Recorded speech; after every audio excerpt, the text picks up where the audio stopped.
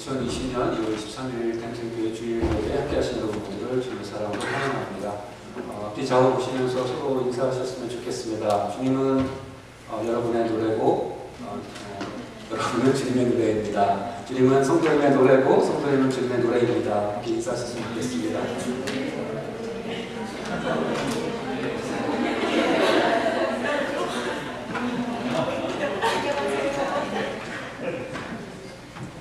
안 들리고 끝까지 잘 하시는 분이 몇 계시는지 모르겠네요. 오늘 우리 예배에 함께 하시는 우리 함께 예배드리는 자녀님 계셔서 소개하고 또 환영하기 원합니다. 우리 UNT의 성악 오디션 보러 오신 우리 배정희 자녀님 잠깐 일어나시면 저희가 환영하겠습니다.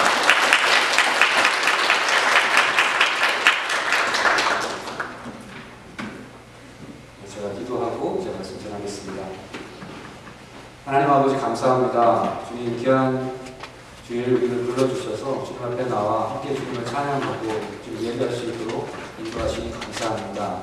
하나님 아버지 이 시간 우리의 심령을 주님께서 주장하여 주셔서 주님의 말씀에 귀 기울이게 하여 주시고 주님의 말씀 가운데 우리가 은혜를 깨달아 그 말씀대로 순종하며 나아가 주님께서 약속하신 그 은혜와 복을 누리는 복된 주의 백성들 될 수 있도록 주여 함께하여 주시옵소서. 아버지 하나님 부족한 자의 입술을 주장하여 주시고 오직 성령께서 능력과 확신으로 우리 듣는 성도들 가운데 임하셔서 하나님 아버지 참으로 말씀이 우리의 삶 가운데 역사하시고 참으로 말씀을 통해서 하나님께서 역사하시는 것을 아버지 하나님 우리의 삶을 통해서 경험하고 우리는 우리들 되게 하여 주시옵소서.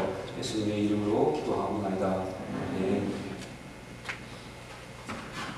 오늘 함께 보실 하나님의 말씀은 요한복음 15장 1절부터 16절까지 말씀입니다. 요한복음 15장 1절부터 16절까지 말씀을 저와 여러분이 한 절씩 교독하겠습니다.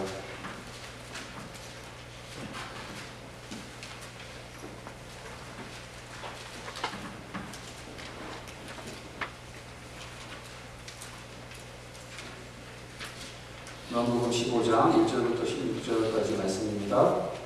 나는 참 포도나무요 내 아버지는 농부라.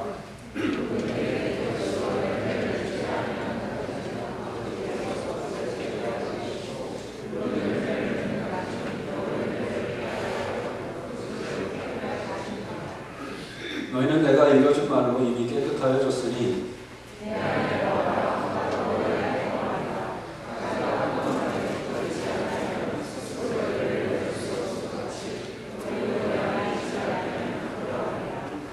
나는 포도나무요 너희는 가지라. 그가 내 안에 내가 그 안에 거하면 사람이 열매를 많이 맺나니 나를 떠나서는 너희가 아무것도 할 수 없으니라. 사람이 내 안에 거하지 아니하면 가지처럼 밖에 떨어져 사람이 이것을 보아하라. 너희가 내 안에 거하고 내 말이 너희 안에 거하면 무엇이든지 원하는 대로 구하라. 그리하면 이루리라.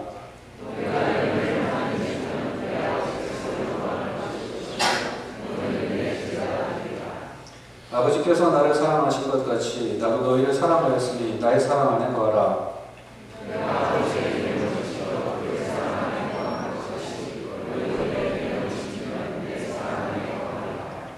내가 이것을 너희에게 이름은 내 기쁨이 너희 안에 있어 너희 기쁨을 충만하게 하려 함이라.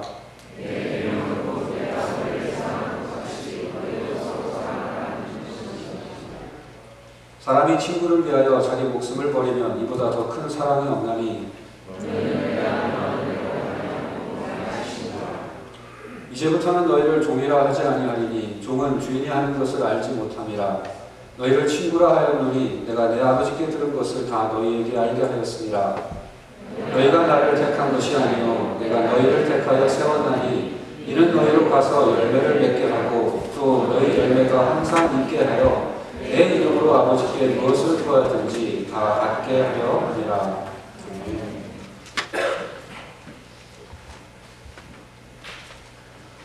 다음 달 13일과 14일 양일에 걸쳐서 캠프코파스에서 청년부 수련회가 있습니다. 이번 수련회에서 말씀을 전해주실 김정석 목사님은 기독교 상담으로 박사학위를 받으시고 교회에서뿐만 아니라 상담 현장에서 오랫동안 사역해오신 전문 상담가이십니다. 교회 곳곳에 붙어있는 포스터를 보셔서 아시겠지만 이번 청년부 수련회의 주제 말씀은 에베소서 2장 10절 말씀입니다. 우리는 그가 만드신 바라 그리스도 예수 안에서 선한 일을 위하여 지으심을 받은 자니 이 일은 하나님이 전에 예비하사 우리로 그 가운데서 행하게 하려 하시니라. 우리는 이 말씀에서 적어도 세 가지 진리를 확인할 수 있습니다. 첫째로 구원이 선행보다 앞선다는 것입니다. 크리스찬은 선행을 통해서 장차 구원받을 사람을 가리키는 말이 아닙니다. 선행을 위해서 이미 구원의 선물을 받은 사람, 크리스찬은 그 사람을 가리키는 말입니다. 둘째로 구원받은 사람의 삶에는 목적이 있다는 것입니다. 하나님은 무조건적인 사람으로 우리를 사랑하시며 그 사람으로 인해서 우리를 구원하시지만 그 사람은 결코 방치하지 않으십니다. 하나님은 우리가 어떤 모습이든 사랑하시지만 그 말이 우리가 어떤 모습으로 살아가든 상관하지 않으신다는 말은 아닙니다. 부모의 사랑이든 부부간의 사랑이든 친구간의 사랑이든 진정한 사랑은 결코 방치하지 않습니다. 선한 목적이 없는 무조건적인 사랑은 그 상대방을 망칠 뿐입니다. 그러므로 선한 목적이 없는 무조건적인 사랑은 결국 사랑이라기보다는 이기심에 가까운 것입니다. 셋째로 구원받은 사람의 삶의 목적이 선한 일을 행하는 것이라는 사실입니다. 하나님은 한 사람을 구원하시기도 전에 미리 그가 구원받고 나서 행할 선한 일들을 준비해 놓으십니다. 그리고 나서 그를 구원하시고 구원하신 그 다음에 예비하신 그 선한 일을 그에게 맡기십니다. 하나님은 바울을 위해 이방인들에게 복음을 전하는 선한 일을 준비하셨습니다. 그리고 나서 바울을 구원하셨고 구원받은 그에게 미리 예비해 놓으신 이방인의 사도직을 맡기셨습니다. 구원받은 각 사람에게는 예배 없이 그 사람을 위해서 하나님께서 예비해 놓으신 선한 일이 있습니다. 그러므로 구원받은 사람은 하나님이 예비해 놓으신 그 선한 일을 해나갈 때 그때 참 만족과 기쁨을 누리게 되어 있습니다.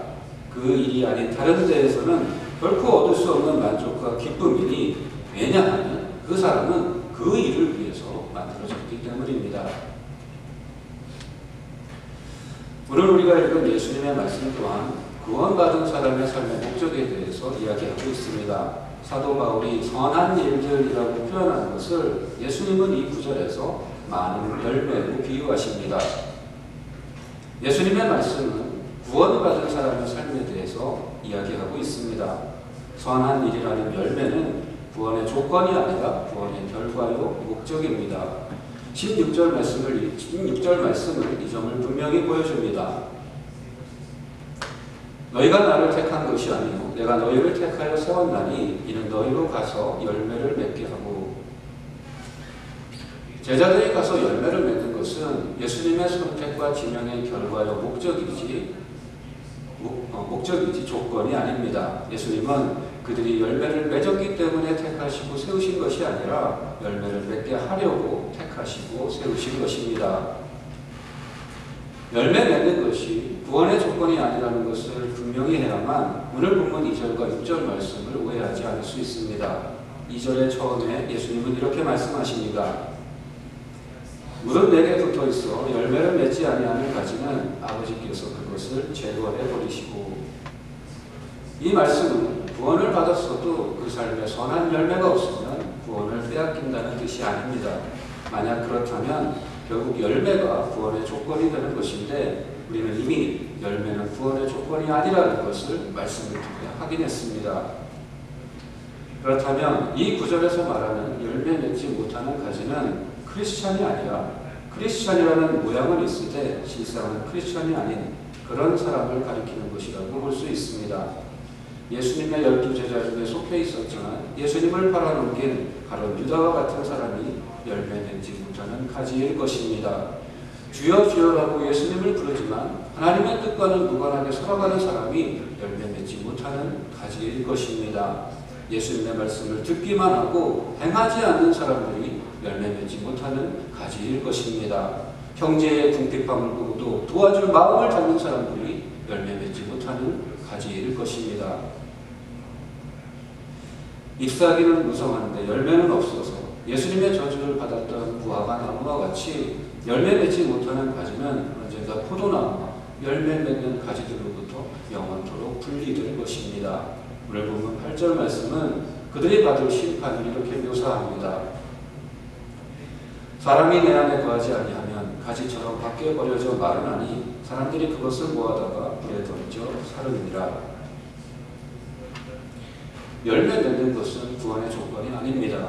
그럼에도 불구하고 열매 맺는 것은 너무나도 중요합니다. 왜냐하면 열매 맺는 것이 구원받은 자의 삶의 목적이기 때문입니다. 예수님은 오늘 본문 1절에서 이렇게 말씀하십니다. 나는 참 포도나무요 내 아버지는 농부라. 포도나무는 포도나무지 참 포도나무는 무엇인가요? 예수님이 자신을 참 포도나무라고 하신 것은 이제껏 참 포도나무라고 부를 수 없는 그런 포도나무가 있었기 때문입니다. 구약 성경은 적어도 6군데에서 이스라엘을 포도나무로 비유합니다. 그런데 이 6군데 모두에서 예외 없이 이스라엘은 제대로 된 열매를 맺지 못한 실패한 포도나무로 묘사됩니다. 예를 들어 하나님은 이사야 5장에서 이렇게 탄식하십니다. 예루살렘 주민아, 유다 사람들아, 이제 너희는 나와 나의 포도원 사이에서 한번 판단하여 보아라. 내가 나의 포도원을 가꾸면서 빠뜨린 것이 무엇이냐? 내가 하지 않은 일이라도 있느냐? 나는 좋은 포도가 맺기를 기다렸는데 어찌하여 들포도가 열렸느냐? 선지자 이사야는 하나님의 이 탄식이 무슨 의미인지 이렇게 우리에게 설명해 줍니다. 이스라엘은 만군의 주님의 포도원이고 유다 백성은 주님께서 심으신 포도나무다. 주님께서는 그들이 선한 일 하기를 기대하셨는데 보이는 것은 사륙골이다. 주님께서는 그들이 옳은 일 하기를 기대하셨는데 들리는 것은 그들에게 희생된 사람들의 울부짖을 뿐이다. 예수님은 분명 이러한 성경 말씀을 생각하시면서 당신 자신을 포도나무에 비유하셨을 것입니다. 이제 예수님을 통해서 새로운 하나님의 백성, 영적인 이스라엘이 세워질 것인데 이 새 이스라엘은 예전의 육적인 이스라엘과는 다른 진짜 포도나무가 될 것입니다. 들포도가 아니라 좋은 포도를 맺는 포도나무, 하나님이 기대하셨던 선한 일, 옳은 일의 열매를 맺는 참 포도나무가 될 것입니다. 예수님은 그 비전을 꿈꾸시며 확신 가운데 내가 참 포도나무라고 말씀하시는 것입니다. 좋은 포도 열매를 많이 맺는 것이 포도나무 가지의 유일한 존재 이유입니다. 바로 그렇기 때문에 가지는 열매를 맺어야 합니다. 포도나무 가지로 가구를 만들 수 없습니다. 포도나무 가지로 집을 지을 수 없습니다. 포도나무 가지의 가치는 그런 것에 있지 않습니다. 포도나무 가지는 포도 열매를 맺기 위해서 있는 것입니다. 에스겔서 15장에서 하나님께서 말씀하시는 바가 바로 이것입니다. 여호와의 말씀이 내게 임하여 이르시되 인자야 포도나무가 모든 나무보다 나은 것이 무엇이냐? 숲속의 여러 나무 가운데 있는 그 포도나무 가지가 나은 것이 무엇이냐? 그 나무를 가지고 무엇을 제조할 수 있겠느냐? 그것으로 무슨 그릇을 걸 옷을 만들 수 있겠느냐? 포도나무 가지가 열매를 맺지 못하면 아무 짝에도 쓸모가 없습니다. 열매 맺지 못하는 가지는 포도나무에서 잘라져 나와 불에 던질 땔감이 될 수 있을 뿐입니다. 하지만 땔감이 되는 것이 포도나무 가지의 존재 이유일 수는 없습니다. 포도나무 가지의 존재 이유는 열매를 맺는 것입니다. 하나님이 구원하신 사랑하는 성도 여러분, 하나님이 왜 여러분을 구원하셨는지, 나를 구원하신 목적이 무엇인지 모르신다면 하나님께 물어야 합니다. 하나님이 저와 여러분을 구원하신 그 이유는 분명합니다. 하나님은 저와 여러분을 사랑하셔서 오직 그 이유 때문에 우리를 구원하셨습니다. 저를 사랑하셔서 구원하셨고 여러분을 사랑하셔서 구원하셨습니다. 하지만 목적은 다릅니다. 무엇 때문에가 이유라면 무엇을 위해서는 목적입니다. 나를 구원하신 무슨 목적이 있을 거라고 생각해 본 적이 없으신 분이 계시다면 이제는 생각하셔야 합니다. 하나님은 절대로 목적 없이 여러분을 구원하시지 않으셨습니다. 하나님은 선한 일을 위해서 저와 여러분을 만드셨습니다. 하나님은 선한 일을 위해서 저와 여러분을 거듭난 새 사람으로 지으셨습니다. 그러므로 하나님이 나를 위해 예비하신 그 선한 일이 무엇인지 우리 각 사람은 물어야 합니다. 누구에게 물어야 합니까? 하나님께 물어야 합니다. 지으신 분이 하나님이시니 그분께 물어야 합니다. 나를 구원하시기 전부터 미리 그 일을 예비하신 분이 하나님이시니 그분께 물어야 합니다. 물어도 대답하지 않으실까 걱정하실 필요 없습니다. 하나님은 분명히 깨닫게 하실 것입니다. 그 선한 일을 위해서 나를 지으셨고 나를 위해 그 선한 일을 예비하셨는데 하나님이 그것을 나에게서 감추실 리 없습니다. 하나님은 분명히 가르쳐 주실 것입니다. 나를 구원받은 하나님의 백성으로 지으신 목적이 무엇인지, 나를 거듭난 하나님의 자녀로 만드신 목적이 무엇인지 하나님께 물어야 합니다. 내가 하는 일이 왜 내 뜻대로 안 되냐고만 묻지 마시고 나를 위해 예비하신 하나님의 일이 무엇인지도 좀 물으시기 바랍니다. 여러분은 좋은 열매 맺기 위해 이 세상에 존재하는 예수 포도나무의 가지라는 것을 잊지 마시기 바랍니다. 왜 열매를 맺어야 하는지를 알았으니 이제 어떻게 하면 열매를 맺을 수 있을지 그 방법을 알아보아야 합니다. 포도나무의 가지는 어떻게 열매를 맺을 수 있는 것인지 예수님은 우리에게 가르쳐 주십니다. 오늘 본문 4절과 5절입니다. 내 안에 거하라. 나도 너희 안에 거하리라. 가지가 포도나무에 붙어있지 아니하면 스스로 열매를 맺을 수 없음같이 너희도 내 안에 있지 아니하면 그러하리라. 나는 포도나무요 너희는 가지라. 그가 내 안에 내가 그 안에 거하면 사람이 열매를 많이 맺나니 나를 떠나서는 너희가 아무것도 할 수 없으리라. 구원받은 하나님의 백성이 열매 맺는 비결은 딱 하나입니다. 바로 예수님 안에 거하는 것입니다. 가지가 포도나무에 붙어있지 아니하면 열매를 맺을 수 없는 것 같이 사람이 예수님 안에 거하지 아니하면 열매를 맺을 수 없습니다. 예수님을 떠나서는 아무것도 할 수 없습니다. 반대로 예수님 안에 거하면 불가능한 일이 없습니다.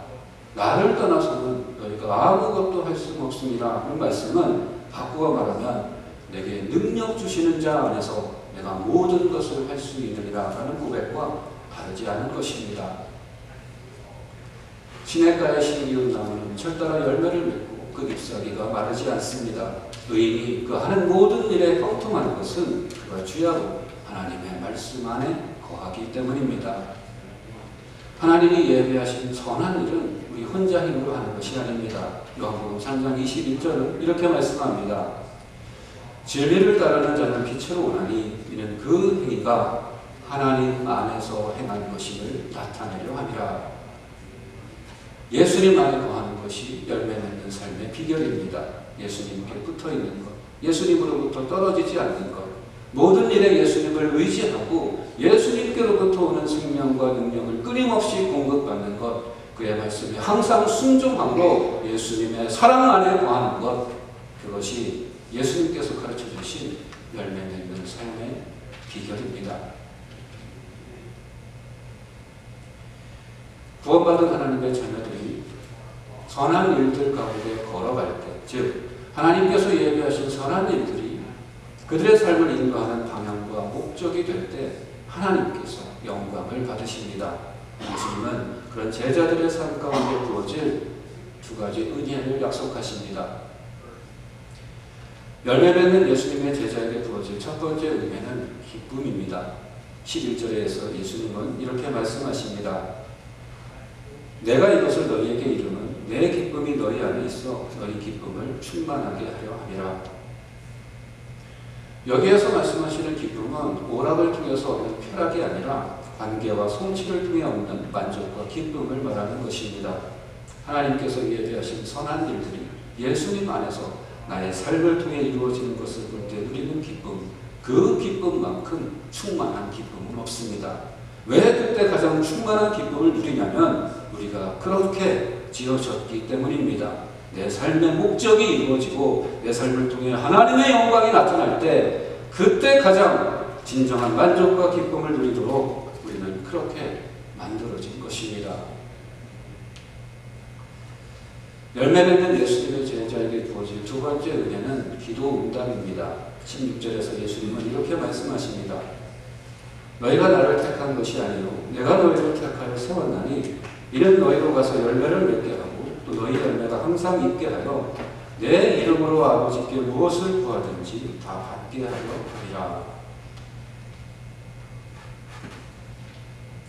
열매 맺는 제자의 기도에 하나님은 응답하십니다.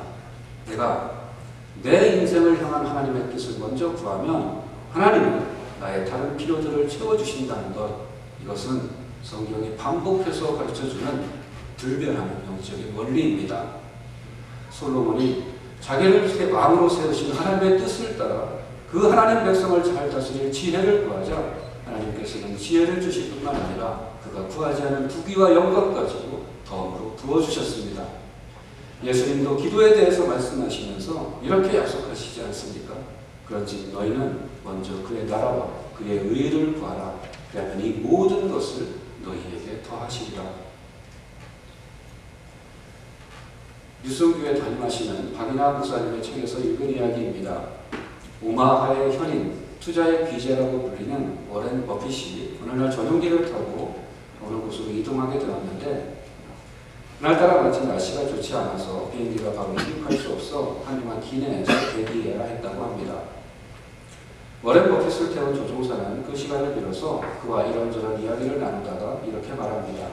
버핏 선생님처럼 인생의 목표를 이루지 못해 아쉽습니다. 그 말을 들은 버핏이 묻습니다. 아쉬움을 뒤집고 싶으십니까? 당연히 그렇습니다. 라고 조종사가 눈을 반짝이며 대답합니다. 그러자 버핏이 조종사에게 이렇게 제안합니다. 한 가지 제안을 할 테니 참고하시기 바랍니다. 앞으로 무엇을 하고 싶은지 25개의 목표를 쓰십시오. 그리고 나서 그 25개의 목표 중 가장 중요하다고 생각하는 5개의 동그라미를 치십시오. 그리고 동그라미를 친 5개의 목표에 전력을 다하시기를 바랍니다. 그 말을 들은 조종사가 묻습니다. 그렇다면 동그라미를 치지 않은 나머지 20개는 어떻게 합니까? 그러자 버핏이 이렇게 대답했다고 합니다. 완전히 치워버리세요. 쳐다보지도 말고 5개에만 집중하세요. 그러면 나머지 20개도 점진적으로 성취하게 될 것입니다. 사랑하는 성도 여러분, 하나님께서 여러분을 위해 예비하신 그 선한 일들, 바로 그 일들을 위해서 여러분을 구원하사 새로운 하나님의 백성, 거듭난 하나님의 자녀로 만드신 바로 그 선한 일들에 전력을 다하시기 바랍니다. 그리고 과연 예수님의 약속대로 하나님께서 이 모든 것을 더하시는지 더하시지 않는지 시험해 보시기 바랍니다. 참으로 저와 여러분이 열매 맺는 가지가 되기 원합니다. 예수님 안에 거하고 그분의 말씀 안에 거하여 좋은 열매, 많은 열매가 항상 있는 가지가 되어 구원받은 우리 삶의 목적을 이루고 기쁨이 충만하며 모든 기도가 응답되는 복된 길 걸어가는 저와 여러분 되시기를 우리보다 먼저 그 길 걸어가셔서 우리를 부르시며 우리를 인도하시는 우리 주 예수님의 이름으로 간절히 축원합니다. 기도하시겠습니다.